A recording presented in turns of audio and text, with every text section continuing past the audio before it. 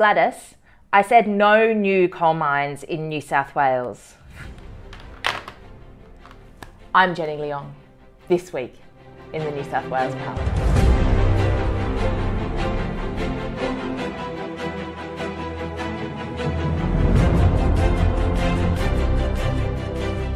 I joined outraged community members completely disgusted by the shameful approval of Stage 3 of Westconnex. The fact that they can rubber stamp an approval, which is just an indicative plan, shows how much of a sham this Liberal government is.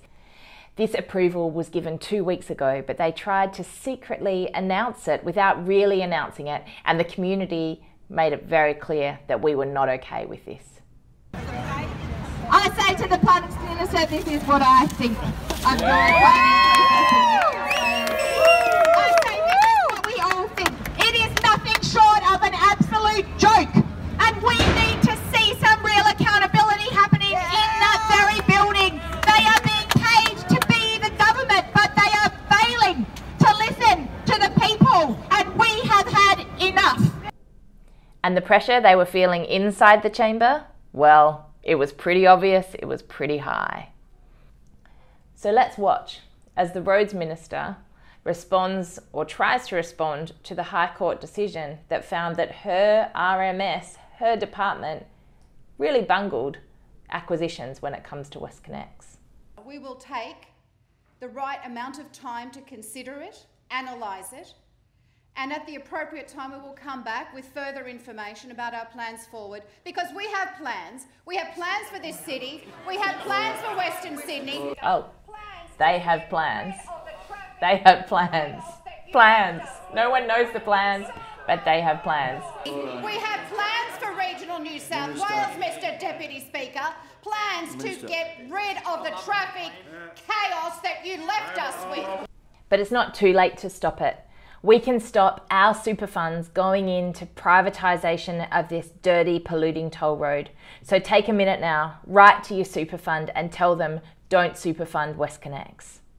This week, they introduced legislation to the New South Wales Parliament to privatise the Sydney Metro. That's it, to set up a separate corporation, basically outsourcing the responsibilities of the Transport Minister to a private company with a board of directors and a CEO that have the powers to not just deliver transport, but also to be able to acquire and develop properties. This whole board could be made up of property developers. No one requires transport expertise.